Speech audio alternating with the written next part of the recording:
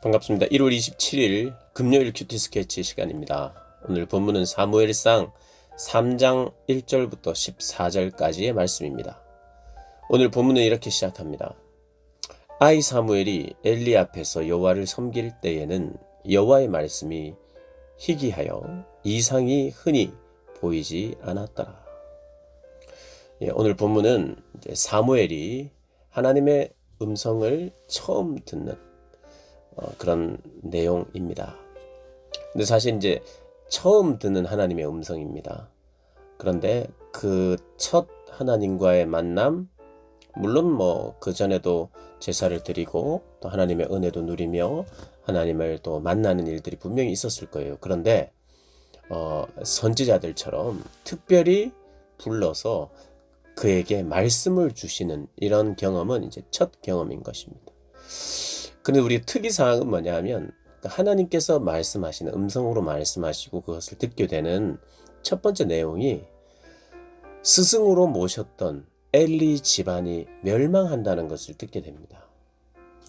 그러니까 우리가 하나님의 말씀을 우리가 들을 때에 참 좋은 일만 말씀하시느냐, 그게 아닙니다. 참 고통스러운, 그리고 말하기 힘든 이 말을 또 전해야 돼요. 선지자적인 역할을 하는 사람이 누구냐? 사실은 사무엘입니다. 하나님의 말씀을 받고 죄에 대해서 지적하고 그 죄에 대해서 돌이키지 않았기 때문에 비록 제사장이라 할지라도, 하나님이 세우신 그런 제사장이라고 할지라도 망할 수밖에 없다는 것을 말해야 하는 것이죠. 참 힘든 것입니다. 그래서 우리가 하나님의 말씀을 듣고 그 말씀을 들으면 참 복이 있고, 또 그 말씀을 들을 때에 참 만족이 있고 특별할 것 같은데, 물론 특별한 것이죠. 그러나 그 말씀을 전할 때에는 늘 우리에게 참 기쁨이 있고 참 좋고 그런 것이 아니라는 거죠. 특별히 이 시대는 더 그리했을 것입니다. 그래서 우리가 두 가지 면을 함께 봐야 돼요. 종합적으로 봐야 되죠. 그 심정이 과연 어땠을까? 하나님을 대면하여 하나님의 음성을 듣게 되는 것이 참 큰 복이면서 동시에 아픔이라는 것, 우리가 기억해야 된다는 것입니다. 하나님으로부터 우리가 받는 것이나 듣는 말씀은 항상 기분이 좋고 기쁘고 너무 좋은 일이고 그런 것만 있는 것이 아니라는 거예요. 오히려 하나님이 우리를 통해서 지적하시는 게 많고 정말 바꾸기를 원하시는 게 많고, 또 그 마음을 우리에게 전달하실 때 하나님의 가슴 아픔을 우리가 또한 느낄 수 있는 거죠. 너는 몰라도 돼. 너는 그런 건 알지 마. 너는 좋은 것만 먹어. 좋은 것만 입어. 좋은 말만 들어. 그렇지 않다는 것입니다. 우리가 그거 기억하고 오늘 본문을 조금 묵상했으면 좋겠어요. 엘리 앞에서 여호와를 섬겼던 사무엘입니다. 엘리 앞에서 섬겼다는 말은 엘리의 시중을 들었던 것 같아요. 몸종은 아니지만 엘리 제사장의 여러 가지들의 시중을 들었던 사람 같습니다.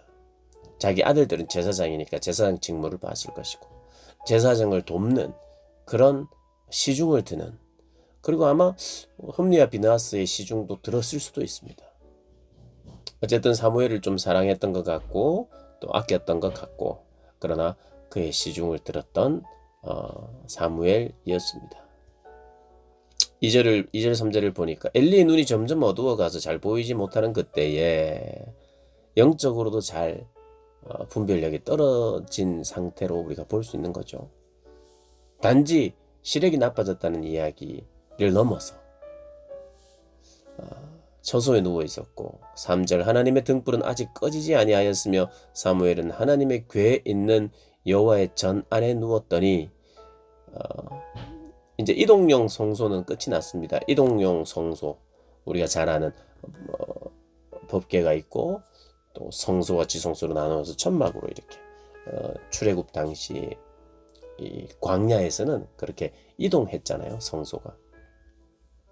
근데 이제 지금 이 땅은 가나안 정복을 하고 여호수아 시대가 지나고 사사 시대가 지나고 사무엘 시대니까, 그때는 이동용 성소는 필요 없고 어떤 건물들을 지었을 거다. 여호와의 전 안에 하나님의 궤가 있고, 그래서 이 법궤를 전쟁이 있을 때 들고 나가기도 하고 하나님의 임재를 상징하니까 그런 적은 있었던 것이고, 이곳은 실로고 실로에 어떤 건물이 있었던 것 같아요. 그런데 거기에 여호와의 증거궤, 지성소에는 대제사장들이 1년에 한 번 들어갈 수 있는 곳이니까 지성소에 여호와의 궤 옆에서 잤을 리는 없고, 아마도 그 여호와의 전에 그런 방들이 있었는데 사무엘의 방도 있고 엘리 제사장의 방도 있고 이러지 않았나 생각을 할 수 있어요. 그래서 여호와의 궤에 있는 여호와의 전 안에 누웠고 하나님의 등불은 꺼지지 않았고, 엘리는 자기의 처소에 누웠고 사무엘은 하나님의 궤에 있는, 아마도 하나님과 더 가까이 하나님의 임재를 더 사모하는 사람이 누구였느냐? 사무엘이 아니었나? 우리가 생각을 할 수 있어요. 성경은 우리에게 그렇게 읽을 것을 간접적으로 요구하고 있어요. 지금 사무엘은 하나님의 궤에 더 가까이, 하나님의 임재에 더 가까운 자리에 있는 그런 모습임을 우리가 읽어내야 하는 거죠. 근데 여호와께서 사무엘을 부릅니다. 사무엘아, 이렇게 부르자 여호와께서 부르시는 소리인지 몰랐어요. 사무엘은 한 번도 여호와의 음성을 듣지 못했으니까요. 5절, 엘리에게로 달려가 이르되 당신이 나를 부르셨기로 내가 여기 있나이다 하니 그가 이르되 나는 부르지 아니하였으니 다시 누우라 하는지라. 그가 가서 누웠더니 6절, 여호와께서 다시 사무엘을 부르시는지라. 사무엘이 일어나 엘리에게로 가서 이르되 당신이 나를 부르셨기에 내가 여기 있나이다 하니 그가 대답하되 내 아들아 내가 부르지 아니하였으니 다시 누우라 하니라. 2번이나 여호와께서 불렀는데 그 음성이 사람의 음성이었으니 엘리의 음성으로 들렸던 거죠. 그래서 7절이 이렇게 이야기합니다. 사무엘이 아직 여호와를 알지 못하고, 여호와를 전혀 모른다는 뜻이 아니죠. 그런 이상으로 혹은 음성으로 여호와를 만나는 처음이라는 거예요. 여호와의 말씀도 아직 그에게 나타나지 아니한 때라. 그래서 3번째 또 부르셔서 사무엘에게 엘리에게 갔더니 엘리가 뭔가 느낌이 있는 거죠. 아, 이것은 하나님이 부르시는 소리구나. 그래서 사무엘에게 이렇게 이야기합니다. 9절, 네가 말하기를 여호와여 말씀하옵소서 주의 종이 듣겠나이다. 여호와께서 부르시면 네가 예 여기 있습니다, 말씀해 주십시오, 저는 주님의 종입니다, 주님 말씀하신다면 제가 순종하겠습니다, 듣겠습니다, 말씀하십시오, 이렇게 가르쳐 주는 거예요. 그래서 사무엘이 그대로 했어요. 그러자 하나님께서 엘리 집안에 대해서 이야기하는데 11절, 여호와께서 사무엘에게 이르시되 보라 내가 이스라엘 중에 한 일을 행하리니 그것을 듣는 자마다 두기가 울리리라. 두기가 울린다는 말이 뭐냐면 그것을 듣는 자마다 이 재앙에 대한 충격과 놀람이 있을 것이다. 이 이야기에 대한 하나님의 이야기를 들으면 듣는 자들이 충격을 받고 놀라울 것이다. 왜요? 엘리 집안, 제사장의 집안이 망해버리니까요.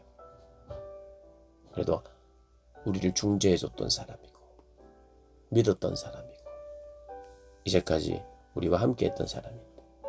13절, 내가 그의 집을 영원토록 심판하겠다고 그에게 말한 것은 그가 아는 죄악 때문이니 이는 그가 자기의 아들들이 저주를 자청하되 금하지 아니하였습니다. 그래서 사무엘에게 그 이야기를 합니다. 근데 오늘 이 하나님이 사무엘을 불러서 사무엘 내가 하나님이야, 모세의 하나님이야, 엘리의 하나님이야, 너희 조상들의 하나님이야, 내가 오늘 너에게 말한다. 엘리 제사장 이제는 망할 거야. 그리고 네가 그런 역할을 해야 될 거야. 이렇게 말씀하실 수도 있는데 엘리가 이걸 알도록 하잖아요.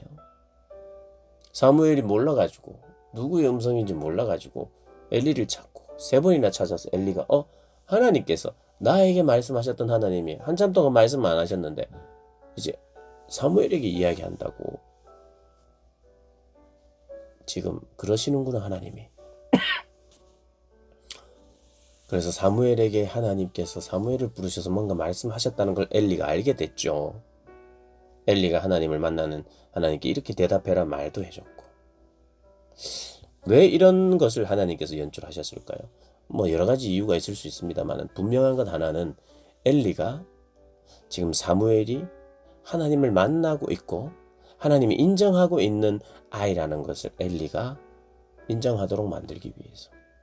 그리고 이제 그는 비록 아들의 죄악을 그리고 돌이키게 하고 그런 일을 못했지만 하나님이 뭔가 일하시는 것에 대해서는 인정할 수밖에 없는.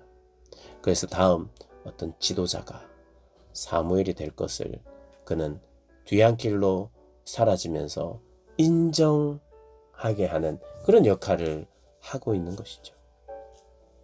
그래서 내일 본문에도 나오고 이어서도 나옵니다만은 엘리가 사무엘을 불러서 어제 하나님께서 너에게 뭐라고 말씀하셨느냐 묻지요. 반드시 꼭 말해야 한다. 하나도 남김없이 말해라.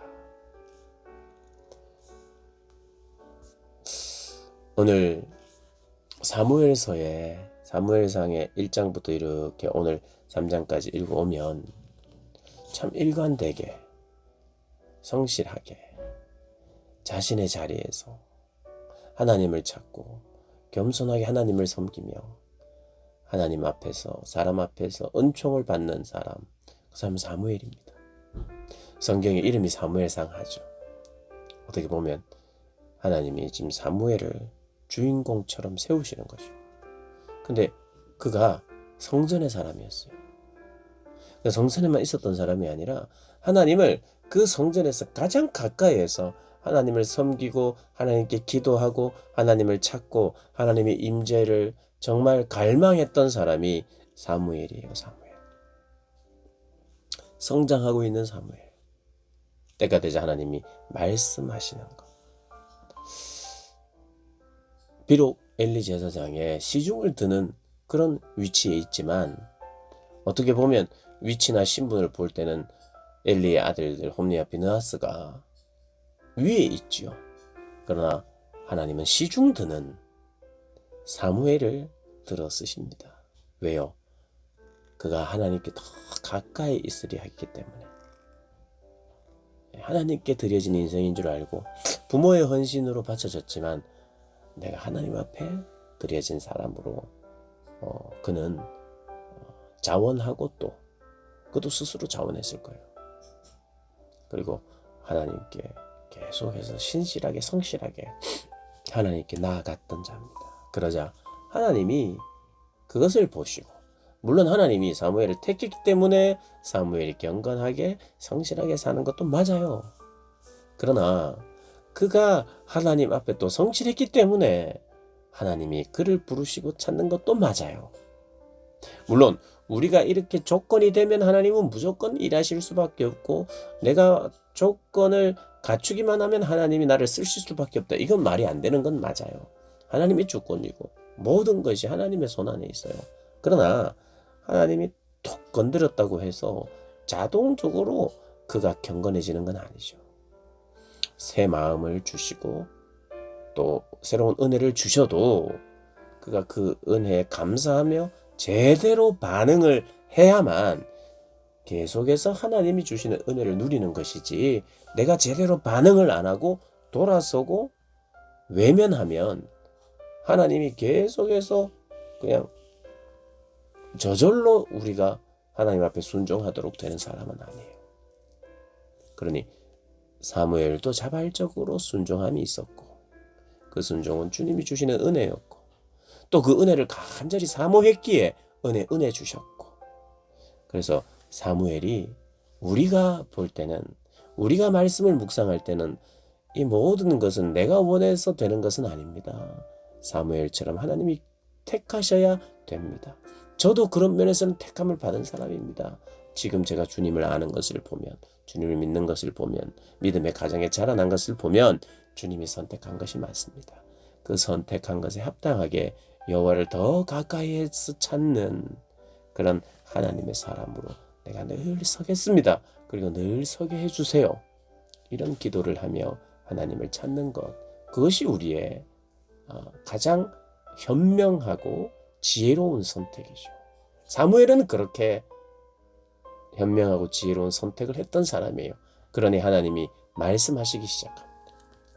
그러나 아까 말씀드렸던 것처럼 처음 들은 말씀이 자기의 영적인 스승 엘리의 멸망을 들어야 하는 그 아픔을 가진, 하나님의 음성을 들어도 내 마음은 아픈, 그게 바로 하나님이 쓰시는 사람, 쓰임받는 인생이 가지게 되는 우리 안에 느끼는 이 하나님이 주시는 기쁨과 슬픔이 이렇게 공존하는 그런 자라는 것도 우리가 잊지 않아야 됩니다. 하나님께 은혜 받고 하나님의 일을 할 때 나는 어떤 마음을 가질까? 어떤 마음이 늘 유지될까? 그냥 좋기만 하고 기쁜 거 아니다. 성령으로 충만해도 주의 일을, 아름다운 일들을 해도 내 마음의 아픔이 여전히 공존할 수 있음을 꼭 알고 하나님을 섬겨야 돼요. 아프다 할지라도 순종하며 나아가야 우리에게 또 주님이 주시는 더 큰 은혜와 기쁨들이 우리에게 있는 것이에요. 그래서 이 땅을 사는 동안 내가 하나님을 잘 믿고 하나님께 크게 쓰임 받는다고 해서 내 마음이 슬픔은 없고 아픔은 없느냐? 그렇지 않다는 거예요. 아픔이 오히려 더 많을 수 있어요. 그걸 알고 우리가 이 땅에서 신앙생활을 하고 하나님의 쓰임을 받기를 바라야죠.